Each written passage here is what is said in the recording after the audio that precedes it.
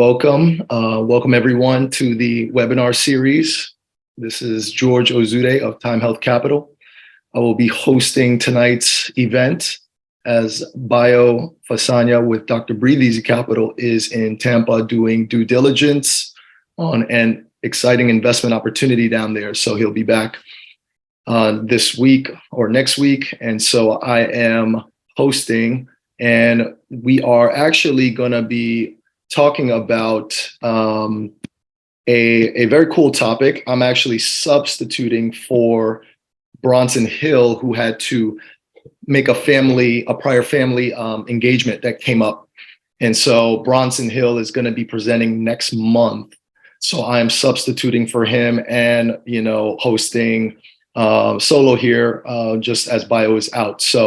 But I think the topic is a cool topic that I think will be of interest to not just physicians, even though that's kind of what I focus on, but it is also, I think, applicable to all busy professionals, folks who are in W-2s, who are, working, hustling hard and trying to get financial freedom.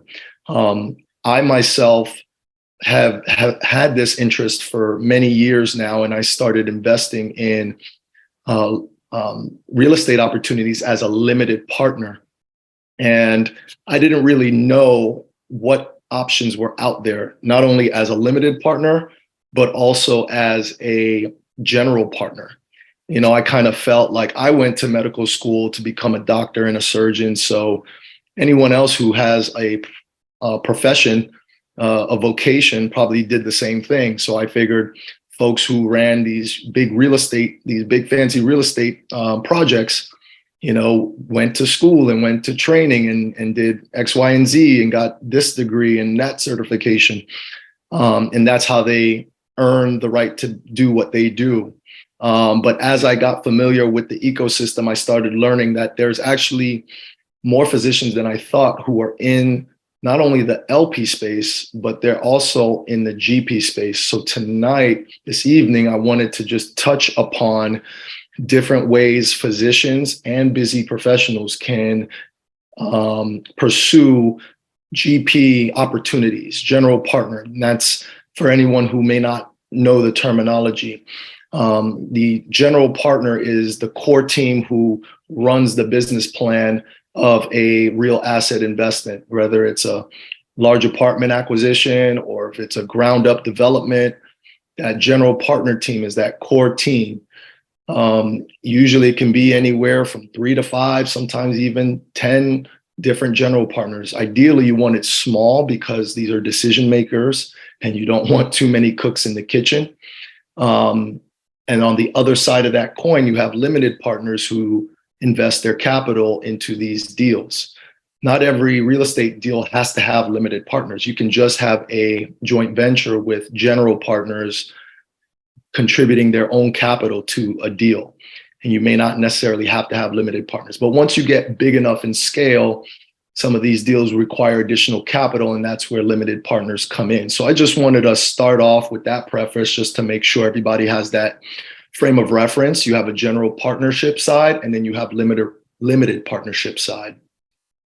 And on the limited partnership side, you can invest just by researching a deal, a market, an opportunity, a group of investors. And then at that point, if you feel comfortable enough, you can wire up your funds over to the general partnership. And at that point, it truly becomes passive. And you're now collecting passive income. You're growing your passive income streams. But I want to focus a little bit more on the general partnership side because that's what I think is a little less obvious or less known to people. It's something that I had to learn as I invested as an LP. The first thing I wanted to kind of touch upon is the concept of leverage. Specifically, I wanted to talk about different ways anyone can leverage something. And that's the concept of how you get on a GP side is what can you bring to the table of the general partnership? What can you leverage? What things that you possess that you can leverage to be desirable in a general partnership? Things that, we probably are aware of, we can all leverage our time in one fashion or another. And this applies to our regular jobs as physicians and busy professionals. We leverage our time, we punch a clock, or we, spend many hours in training or, service. We can also leverage our capital.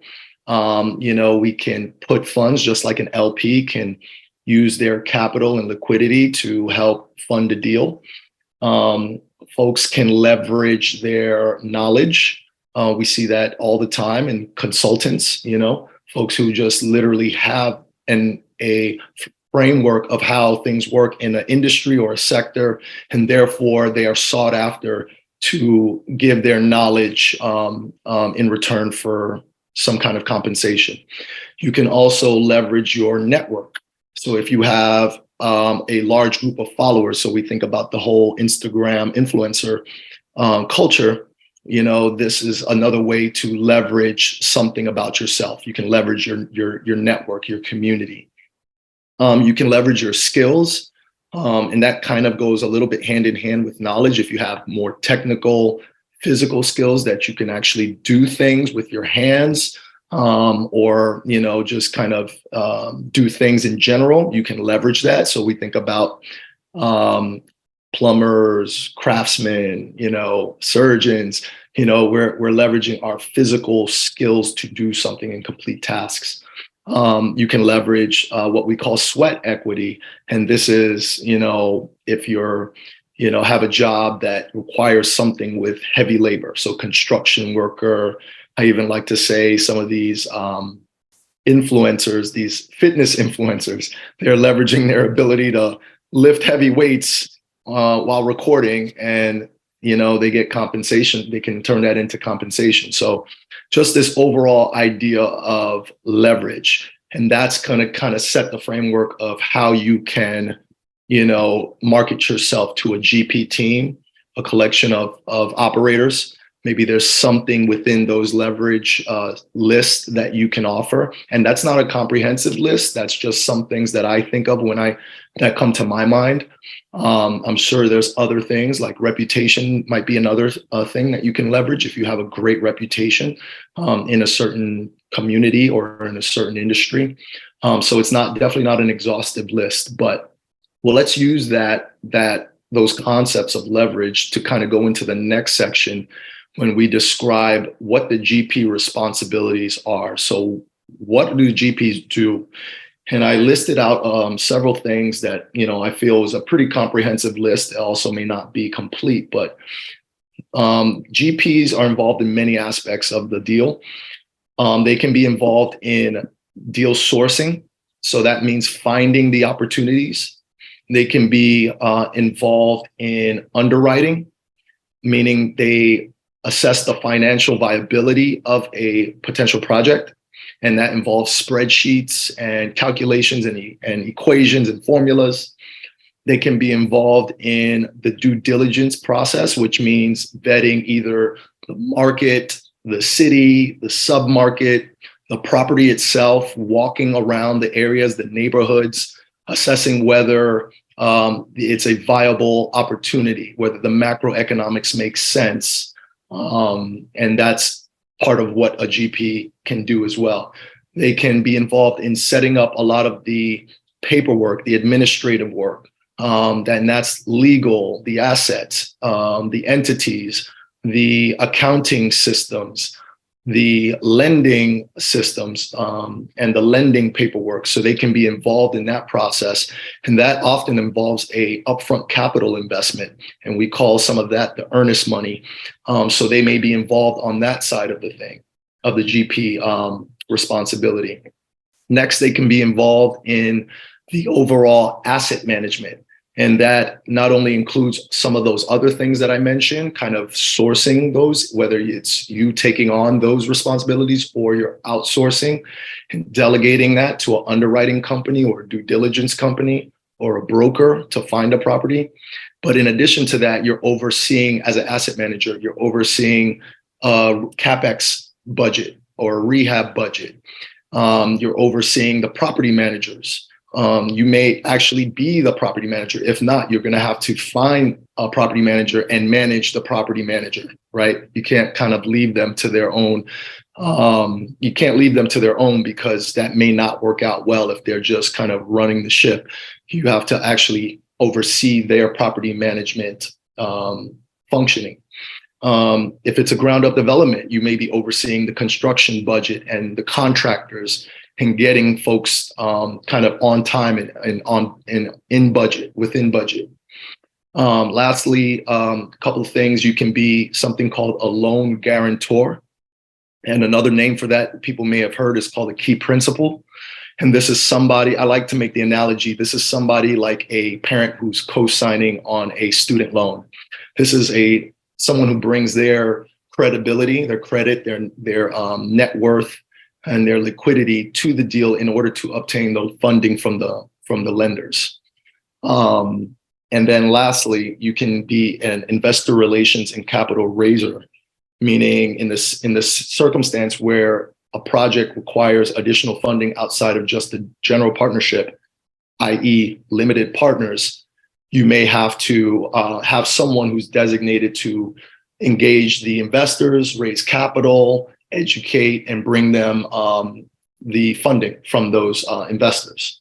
There are certain industry standards as far as who gets what kind of equity split for those responsibilities.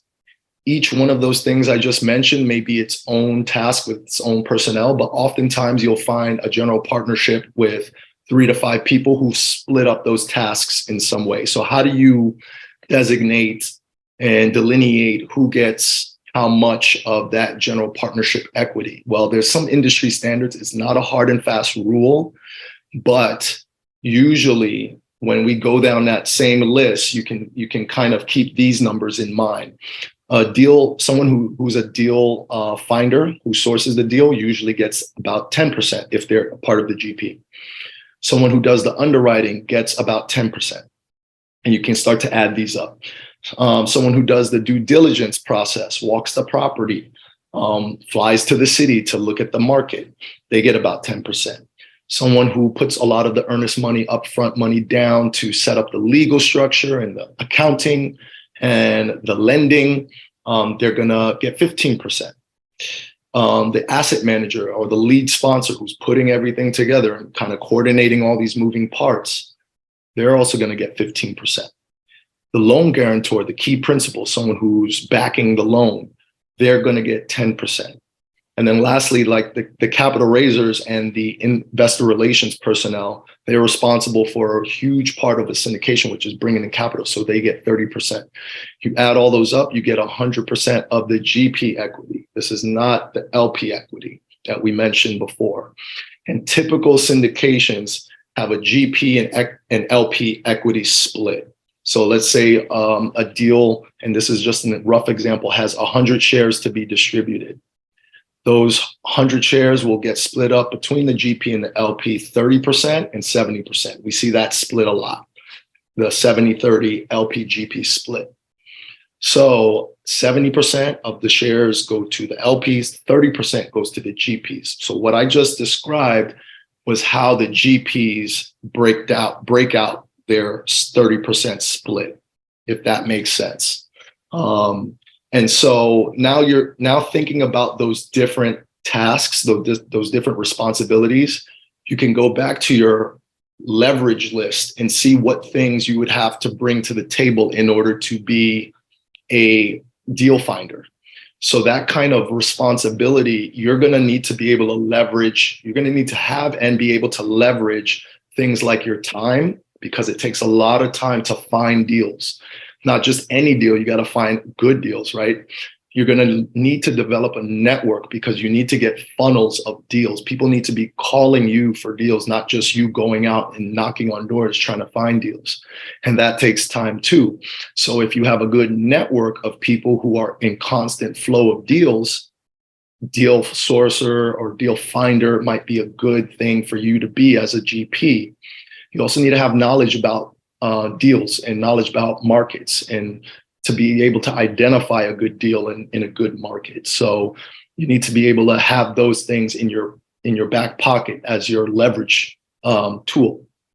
For underwriters, you need to leverage your time because it takes a lot of time to underwrite, especially in the beginning, because you use a lot of spreadsheets and you have to build out the formulas and the systems. And then to be a good underwriter, you have to do it a lot. You have to practice and do it a lot. And so you just need to be able to allocate a lot of time towards that. You need to have knowledge of how to even create those spreadsheets and how to make sure you're running the numbers correctly, and getting good input and output. But other than that, you don't necessarily need a lot of networking. You can do that by yourself. You can do that in extra, hours in the week that you devote towards that outside of your W-2. You don't need a lot of capital. It's not very capital intensive. You just need a computer, an internet connection, and spreadsheet. And if somebody trusts you to underwrite deals for them, then you can be part of the underwriting team and contribute that to the GP team. Due diligence, you're going to need time for that. Like I said, you may be flying or driving to a site, a city, a submarket. You may be walking a property. And from what I understand, when you walk a property, you walk every unit. So we're talking from 20 units to 200 units. You got to walk every property and look for any signs that may suggest that the deal has more expenses that can be under the hood, right? You got to look under the hood and look at every property, look at every external common area, the roof, the plumbing. This takes time. You definitely need knowledge for that. You need to be aware of what you're looking at, what you're looking for to pick out the trouble spots. You also need some skill for that. I think that kind of goes hand in hand with the knowledge. But you don't necessarily need a lot of capital or a lot of network. You may develop a little due diligence team, but you don't necessarily need a broad network or huge net worth in order to be someone who contributes to the due diligence portion. Setting up the legal, the CPAs, the accountants, the financial analysis structures and systems, interacting with the lenders, securing the loan. You're definitely going to need a very big network for this. You're going to need to leverage your ability to make relationships with those vendors. Unless you have those skills personally, unless you're a lawyer, unless you're an accountant or CFO or a banker, you're going to have to outsource those things. So your network becomes huge in pulling that together. You're going to need knowledge. You're going to have to speak their language in order to have credibility. So you need knowledge and you're going to need capital because those things are some of the upfront costs that go into making a syndication. So before a penny gets made on the project, these things need to be put in place. So that's something to keep in mind. As far as asset management, you kind of need everything, right? You need time, you need networks because you're putting all the pieces together. You need knowledge, you need to understand how to manage people and manage a business. You need skills. That's a people skill person to get people to row a boat in one direction. You need those skills, those people skills to be able to do that. For a loan guarantor, you're going to need capital. This is the main thing. You're bringing your balance sheet to the collection of general partners in order to help them obtain a loan. And not only that, you also have to leverage your reputation. And I'll dive into this a little bit because this is one of the key ways I think busy professionals can get in on the GP side, especially if you're a high earner and you've developed a higher net worth. You can add your balance sheet, your net worth, in with the other GP's net worth, and it actually gets looked at as a collective net worth by the lenders. The lenders will look at that and they want that collective net worth to be equal, at least equal to the size of the loan that you're pursuing. The other thing that lenders will look at is the liquidity. They want to know that how much cash the collective GP team has on hand. And so they want that number to be about 10% of the loan that you're pursuing. So, and what we mean by cash on hand is cash in a bank account and cash that is in equity stocks. So they look at those two things when determining if you have enough liquidity to feel safe enough to give you the loan. The last thing that they look at, those first two things get you in the door with the lender, but the last thing that they also look at is your reputation. Meaning, let me give an example. If you have a high net worth and you have high liquidity, you check those boxes, but your reputation doesn't really give the lender confidence that you can take down a 300 unit hotel like you've done, I don't know, venture capital for the last 10 years. And now all of a sudden you want to do a big deal on a 300 unit hotel. They're going to look at your track record and say, well, you've done venture capital. Yes, you have done well there. You've had a high net worth and good liquidity, but we don't know your track record in hotel business. And so they may look at that and kind of use that as a decision maker to allow you to be a loan guarantor or a key principal. So I would say both capital and reputation is what you can leverage if you have that. And if you want to become a loan guarantor or key principal on a GP team. Lastly is a capital raiser and investor relations. And this one is also another one I think a lot of busy professionals can find their way onto a GP team by being a capital raiser and investor relations. Of note, you can't just be a capital raiser. No one on the GP team can only capital raise, meaning you have to do something else that we just mentioned. You have to at least do something else. If you're just a capital raiser, the SEC, the Securities and Exchange Commission, if they investigate that and find that out, that is a very big legal problem that you have on your hands. You can face jail time, you can face fines. So as folks kind of get out there and explore these opportunities, remember that you can't only just raise capital. Make sure you're doing. Why is that, George? Great question. So it's a protection mechanism. They don't want folks to just raise capital for any deal, get their compensation, and then run away and not have any skin in the game. Because then that would set up for a lot of fraudulent environment. And fraud still happens, but this is one of the ways SEC tries to deter fraudulent events, because you may have just some, folks out there trying to take advantage. They develop a network. They get everybody real excited about a deal. They invest a whole ton of money. They get compensated right at that moment for all that capital that they raised, but they're not actually invested in the deal. They are ghost after that. And they are long gone with the percentage of their compensation. The deal is actually a bad deal. They were able to sell it, get their compensation, and leave. And all these investors now are in this bad deal that's going to lose money. So I don't know whether it's true or not. This is like could be a debate, but the SEC's intent is supposedly to deter that kind of behavior. So they want to see all the capital raisers, all the GPs invested in the deal, if that makes sense. Any follow-up to that?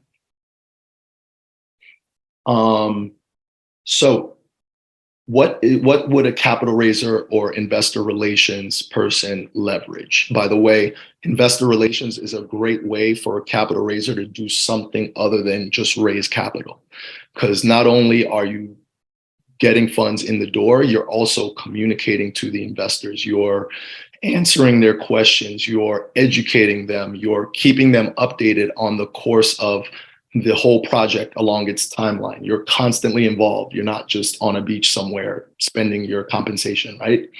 That's a great way to prove that you're not just a capital raiser, is actually being an investor relations personnel on the GP team. What can you leverage? You can leverage many things. You can leverage your network, because if you're a high earner, a high income earner, you are likely in, your colleagues, you're in communities with other high income earners, and you can network that. That is actually something that's valuable to a GP team, because if they want to raise capital, they want to raise it from folks who have disposable income, who are interested in growing their wealth. You can you can leverage your time. And it's not time in the same way that we've talked about some of the other responsibilities.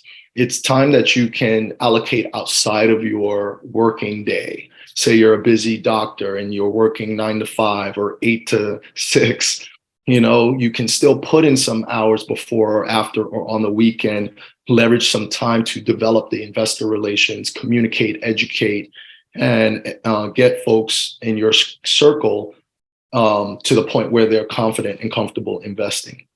And that takes knowledge, right? So you can leverage your knowledge. The more of these deals that you do, the more that you can, and the easier you can explain it to somebody who's newer, who has questions, who wants to invest but needs just some help understanding.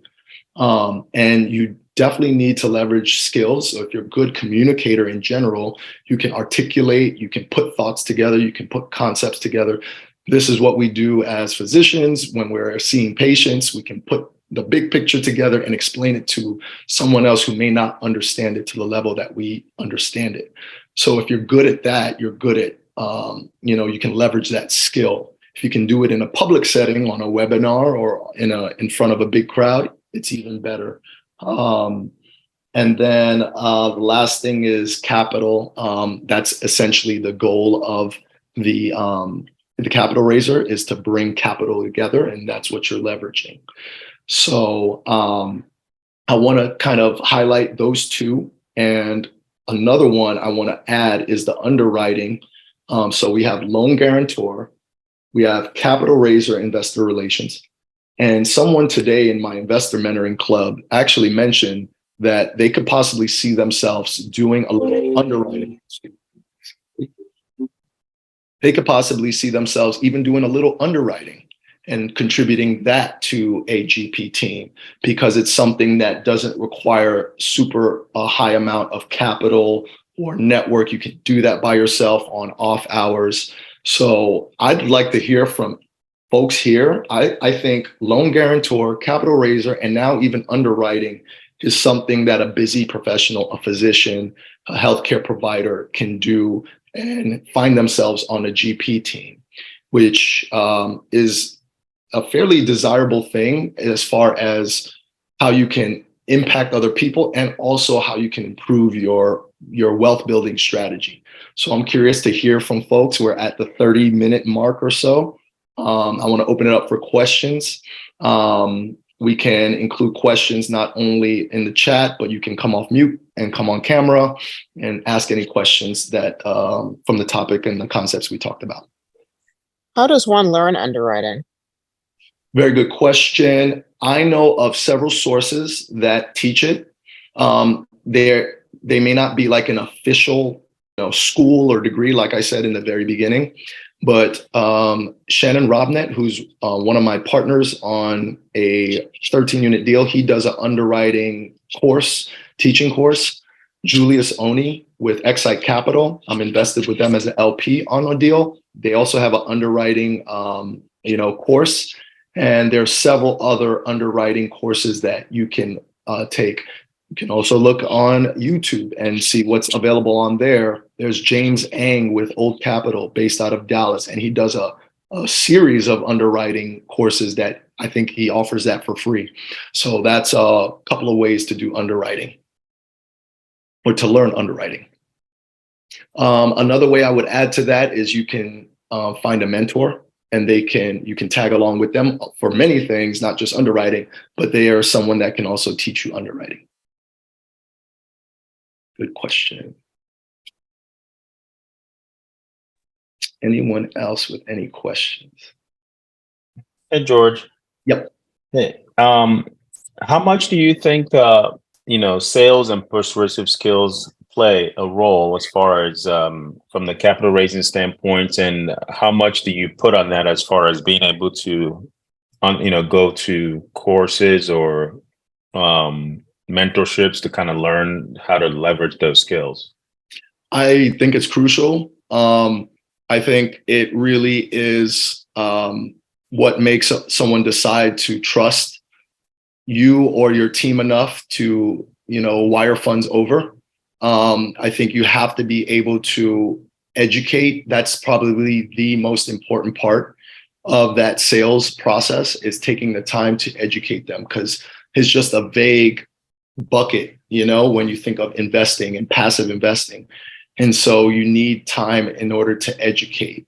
And I think how you educate, how you speak, how you identify their problems, and how you bring them to an understanding of what they will need to do to solve those problems is a skill. I think the way you set that up, the way you lay the table, set the table, and have that impact that create that aha moment in their mind and motivate them is a skill to do that. And there are courses for that too. There are books that talk about the whole sales, what is it called? Psychology and the theory. It's what I used to think kind of dirty word, but it actually really isn't. It is involved in every part of life, even in medicine. I realized that as well. So there are great courses that are out there for it. There are great books that are out there. You can learn it again off of YouTube as well. I wouldn't say learn it only from YouTube, but verify with some other sources. I take a sales course every year based out of my mentoring club. They base that course off of another sales course. So there's many courses out there. I think your other question was more towards how much would that cost? Is that correct?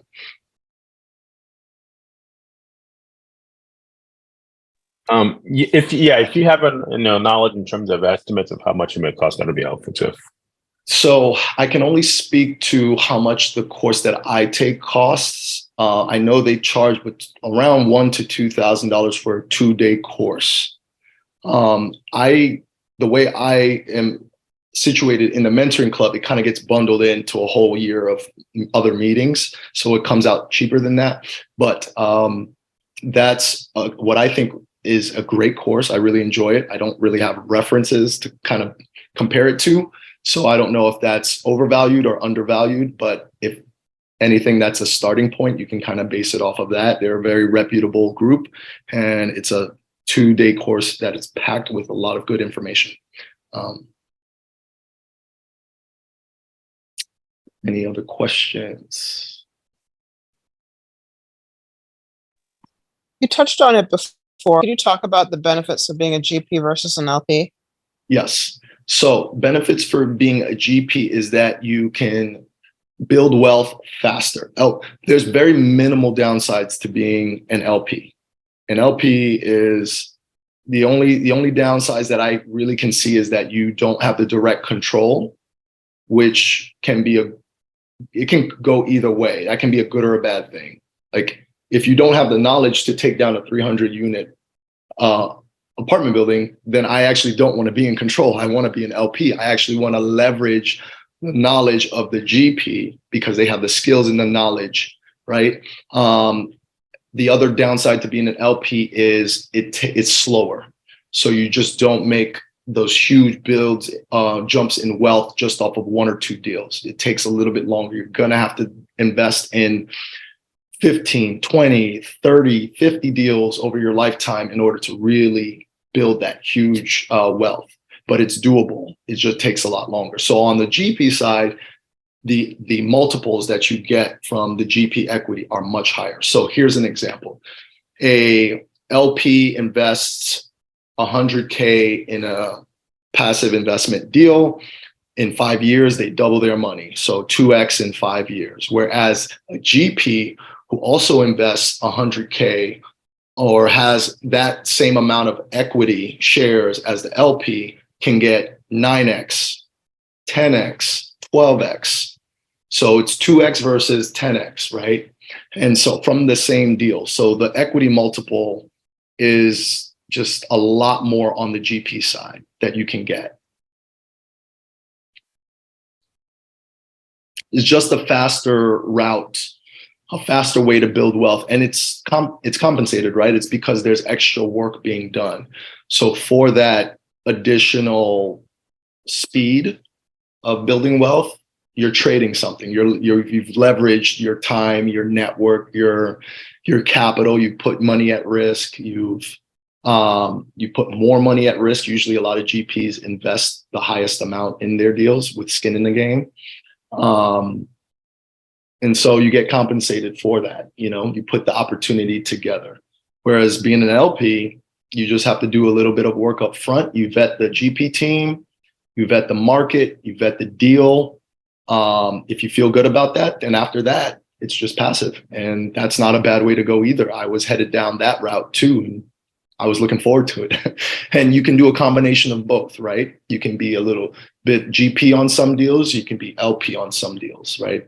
And every deal you're a GP on, you ideally want to be an LP as well, because that shows you have skin in the game. So you never really stop being an LP. It's just some deals you can solely be an LP and just take a break and let somebody else that you trust do the work for you. Got it. Thank you, George. That was helpful. Yep. Anyone else? Yeah, hey George. Quick, what have you found to be the most difficult thing about transitioning from your experience of initially starting with LP, but then transitioning to converting the mindset of transitioning to a GP, and the process itself in terms of, what do you need to put in place to be able to get to that point? How do you, look at different operators to say, okay, well, this is the operator I'm going to stick with, because I think if I'm representing, because as from the extension of the GP team, especially from the capital raising standpoint or investor relation or any other component of the GP team, if you are working with an operator, how do you look at it to say, okay, this is one operator I'm gonna represent as I'm raising capital or working with as part of the GP team, and do you work with multiple operators in order to accomplish your goal as well? Great questions. All questions that I also asked myself as I started considering being a capital raiser, investor relations. I would say the hardest thing is having that track record for someone on a GP team to trust you, right? It's like you're known as a doctor, you've done LP deals.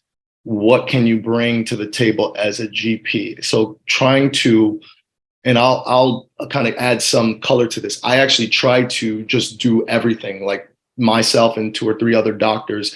We tried to fill in all those responsibilities and go be lead operators. We tried to reach out to lenders and brokers and find deals, and no one knew who we were. And so this was the hardest thing. It was like when you're new, it's that initial momentum that you need to kind of get started is just so great that it's hard to overcome.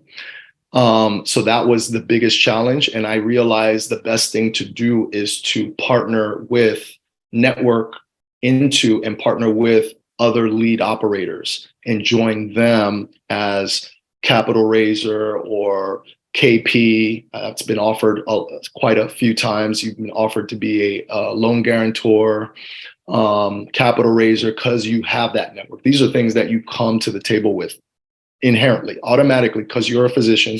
You're going to have a network. You have a network of other physicians that you know. You have other healthcare providers that you know. You have capital because you're a high earner, and so this is one way that I kind of got over that hurdle. That was probably the biggest challenge that I faced. In my dealings as an LP, I purposely invested with different operators, and I didn't know if I realized it at the time, but I came to realize that, look, now I can kind of assess how each of these operators functioned, how I like them, how I don't like them, what I would, continue with, who I would continue with. And that's kind of a good way to start to decide like who you want to tag along with closer, right? Because you can be a capital raiser and work with multiple different people throughout your entire career, or you can be a capital raiser and work with 2 or 3 people that you just keep doing deals with. It can go either way. There are some capital groups out there that literally will fund several different deals, and they bring so much capital to the table that they can control a lot of the terms of the deals and get really good returns on it, even as an LP equity. But it's all kind of personal philosophy. Like you may want to just work with a small group of people that like, and trust, and that you feel confident with, that you're going to get good deals and good opportunities and fair treatment from, So it can go either way on that. My personal way is I want to pare it down and cone down to just 2 or 3 operators that I work with over, the course of the career. And that way I know who I'm working with each time. I don't know if I answered all of the questions. Was that everything? Yep, you got it. Thank you.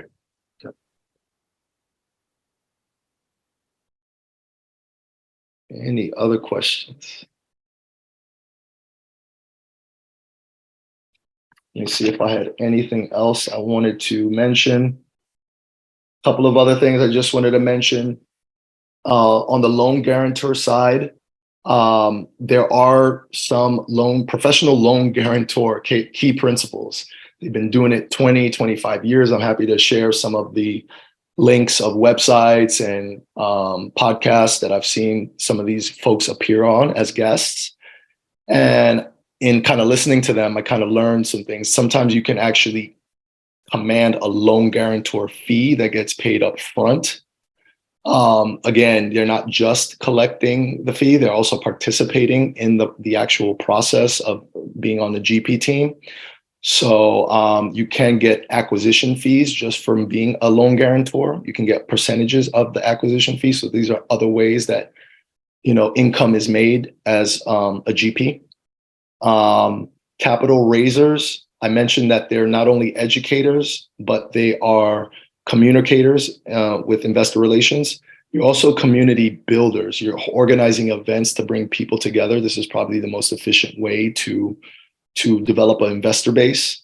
And you have to be flexible as far as like kind of doing other tasks. If there's something that may need to be done on the asset management side and the lead operator needs you to help out with something, that's a great thing to show that you're just not just on the capital raising side. You're doing some asset management, or you're looking at the underwriting, you're helping them with that, or you're helping walk the property if you have time.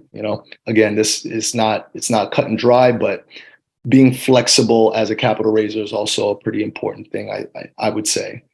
And then on the limited partner side, you can kind of just forget all the GP stuff and just focus on building your limited partner LP portfolio. You want to consider the tax and the entity asset protection strategy. So in addition to all the vetting that you have to do up front, you also want to talk with people to set up good tax structure so you can shield most of the taxes, maybe even get a little off your W-2 or your 1099. And then you also want to protect the assets. You want to have limited liability, which is a good part of reason for being a limited partner, but you want to make sure you have the right structures and entities in place so you can protect your investing LP assets from your W-2, your earned income assets, your personal assets. You want all that kind of tucked in and protected well. So those were the last points I had. Anyone else? It is. I had a question. Can you tell me the name of the person on YouTube you said that will teach you underwriting? Yes, I'll type a couple of names here. So Shannon Robnett, he does an underwriting course, and this helps because they give you their spreadsheets too, so you can look at their formulas, and so you don't have to start from just a blank Excel sheet. We said Julius Oni, and he's also an orthopedic surgeon, so another doctor doing big things with Excite Capital. Michael Blank actually offers an entire underwriting form specifically for multifamily syndication. So it's not applicable to other types of deals, but multifamily is probably the most common one. So Michael Blank, and I mentioned James Ang does the YouTube series, and he's with Old Capital. I would say I've experience with doing I did Michael Blank's and I do Julia Sony's for underwriting, and I would say the Manny is the person doing the underwriting with Excite Capital with Julia Sony's group, and That underwriting is on point. Yep. It's basically an extension of Michael Blank's, but at a level beyond Michael Blank's. Nice. So they're very, very good. It's very heavy, but when you finish doing it, it's really good. I think that Who time is that again? What was that I'm again, sorry. Fanny? No, I was saying that with Excite Capital, the underwriting that they do, it uses Michael Blank's deal analyzer, which is the software or the spreadsheet, programmed spreadsheet. That before doing that, my wife and I, we purchased the Michael Blank's underwriting program, and we did that, and then we did the Excite one. That the Excite one is an extension of that, but it's on a much higher level detail that really explains underwriting, especially if you're going to underwrite like 100 units, 200 units, much higher level units, and really streamlines it. But it is heavy on Excel and formulas. But once you understand it, it's on another level of underwriting. So it's very good. Yeah, and that kind of Thank goes you. back to kind of what I was saying, that time leverage, that time component. For underwriting, it's on the front end, right? You know, it's a lot of upfront time investment to get familiar with software and all of that. But as you go on and as you get more comfortable with it and familiar with it, then that time component should get better, right? You know, but you still gotta underwrite deals and sit down and underwrite, 100 deals. So, but yeah, it's doable. Okay. We've got about 8 minutes left. If anyone has any other questions, I'm also going to put in and remind everybody about our next webinar. We'll have another doctor, physician investor, who's made the jump to being a principal. So he is fully on the GP side. He's an asset manager. He's a principal. And so Tom Burns, he's an orthopedic surgeon out in Austin. He'll be talking to us in 2 weeks and talking about his experience going from an ortho surgeon, busy, successful practice, to a private real estate investment fund principal. So I think that's going to be a really, really good talk and a good follow-up to this talk. Thank you, George. Yeah, no problem. Well, we're going to wrap up. I hope everyone has a great rest of their weekend. Let me know if questions, please give us feedback. Please send referrals if you think this is valuable to other physicians, other busy professionals. We're happy to spread our knowledge and get more folks into these spaces. So with that, I'll say goodbye to everybody. Have a great rest of your night. Excellent.